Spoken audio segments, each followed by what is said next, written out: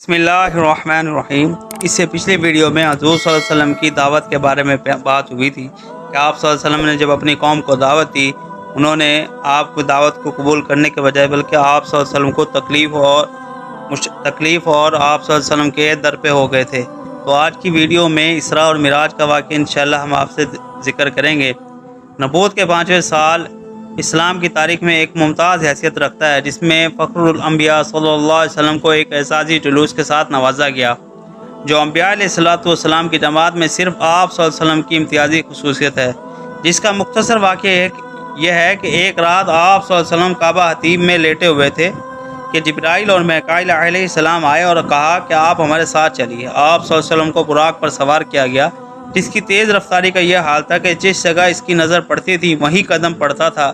اس صورت رفتاری کے ساتھ اول آپ صلی اللہ علیہ وسلم کو ملک شام میں مسجد اقصی تک لے گئے، یہاں تک کہ اللہ تعالیٰ نے تمام انبیاء علیہ السلام اور سابقین انبیاء کو حضور صلی اللہ علیہ وسلم کے اکرام کے لیے بطور معجزہ جمع فرمایا تھا۔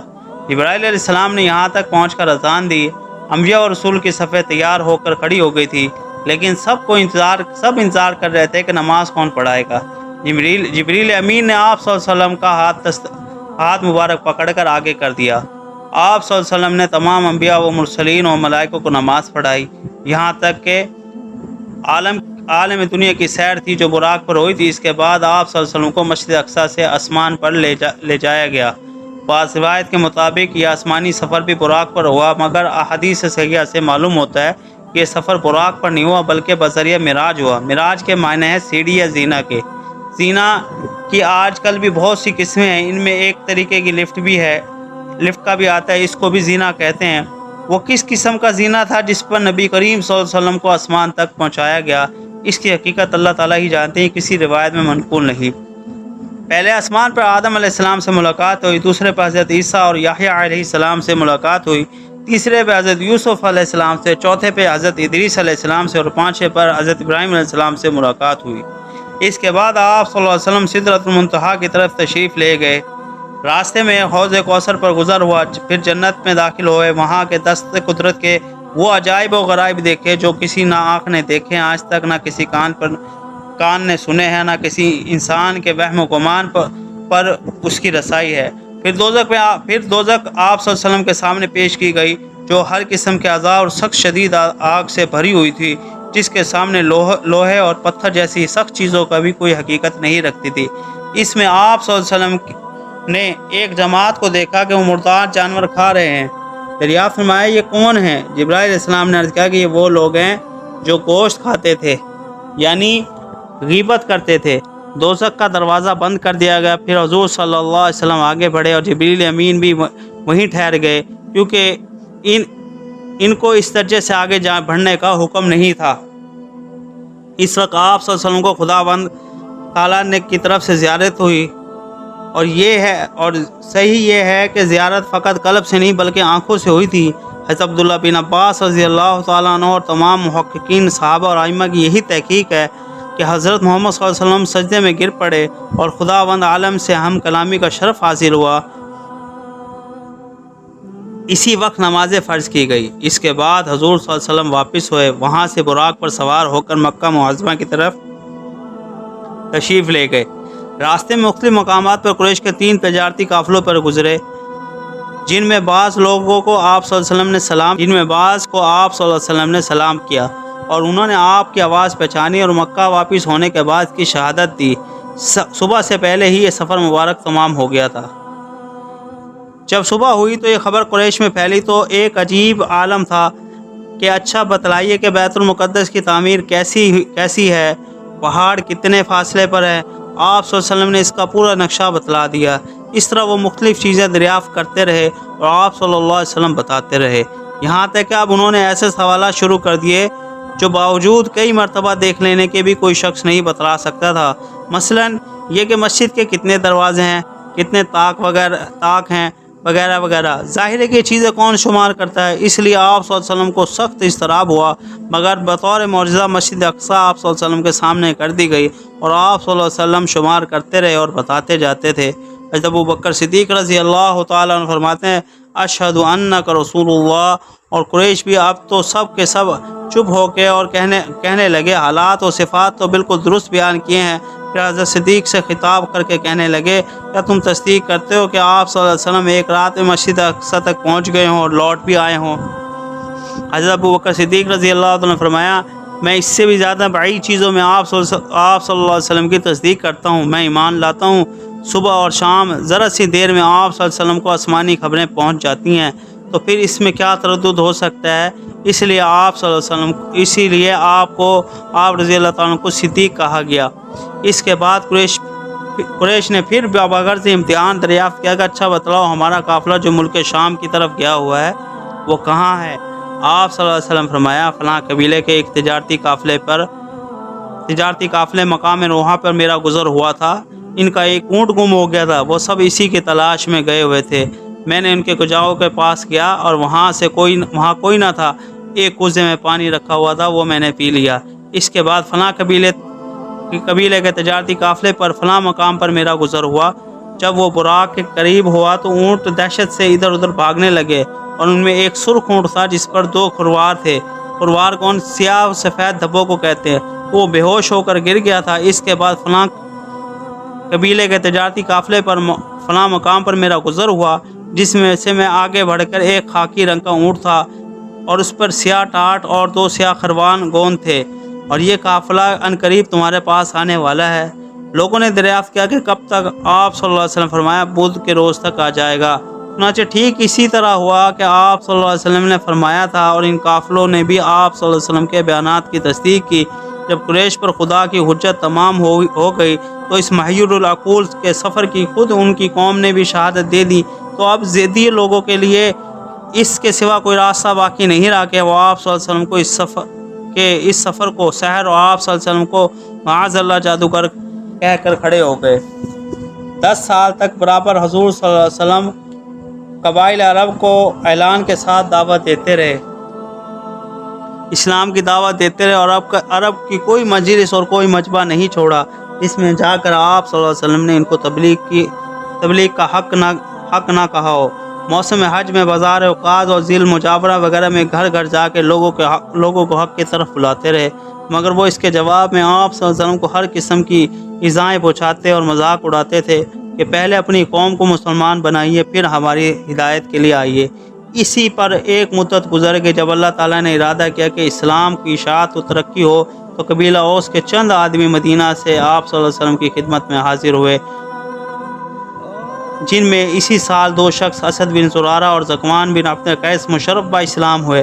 پھر آئندہ سال ان میں سے کچھ اور آئے جن میں 6 یا 8 آدمی مسلمان ہوئے۔ نبی کریم صلی اللہ علیہ وسلم نے ان سے فرمایا کہ کیا تم پیغام خداوندی کی تبلیغ میں میری مدد کرو گے؟ انہوں نے عرض کیا کہ یا رسول اللہ ابھی ہمارے آپس کی اوس اور خزرج کی خانہ جنگیاں ہو رہی ہیں، اگر اس وقت جناب مدینہ تشریف لائیں گے تو آپ صلی اللہ علیہ وسلم کی بیعت پر سب کا اجتماع نہ ہو سکے گا، ابھی 1 سال کا ارادہ ملتوی فرما دیں، ممکن ہے کہ ہماری آپس میں صلح ہو جائے، پھر اوس اور خزرج کے مل کر اسلام قبول کر لیں گے، آئندہ سال ہم پھر خدمت میں آپ کے حاضر ہوں گے۔ اس وقت مدینہ کی آبادی 2 قسم کے لوگوں پر مشتمل تھی، مشرکین اور اہل کتاب۔ مشرکین 2 بڑے قبیلوں پر منقسم تھی، اوس اور خزرج، یہ دونوں ہمیشہ آپس میں لڑتے رہتے تھے۔ تقریباً 120 سال سے ان لوگوں کے درمیان آپس میں جنگ کا سلسلہ جاری تھا۔ اسی طرح یہود کی بھی 2 صفوں میں منقسم ہو گئے، بنو قریظہ اور بنو نذیر، یہ دونوں بھی آپس میں قدیم عداوتیں رکھتے تھے۔ اس کا فیصلہ ہو سکے گا یہ حضرات واپس مدینہ آئے اور مدینہ میں سب سے پہلے مسجد نبوی رضیق میں قرآن پڑھا گیا۔